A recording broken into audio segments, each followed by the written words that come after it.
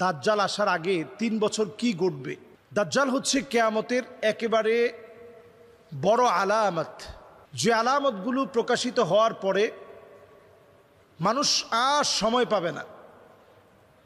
পুতির একটা মালা থেকে দানা পড়ে গেলে একটার পর একটা যেভাবে পড়তে থাকে, এইভাবে একটার পর একটা একটার পর একটা একটার পর একটা পড়তে থাকবে। মানুষের হাতে আর কোনো সময় থাকবে না। দাজ্জাল আসার আগে পৃথিবীতে বেশ কিছু সিমটম দেখা দিবে। এই পৃথিবী উত্তাল হয়ে পড়বে।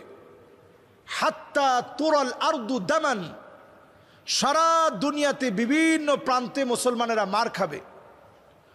ওয়ায়াকুন আল ইসলামু গরিবা, পৃথিবীতে এমন অবস্থা হবে যে মুসলমানরা সবচেয়ে দুর্বল হবে। এরপরে আল্লাহ রাব্বুল আলামিন মুসলমানদেরকে সফল করবেন, শক্তিশালী বানাবেন ইমাম মাহদি আলাইহিস সালাতু ওয়াস সালামকে পাঠিয়ে। উনি যখন আত্মপ্রকাশ ঘটবে ওনার 40 বছর বয়সে, এরপর মুসলমানরা শক্তির একটা জায়গায় আবির্ভূত হবে।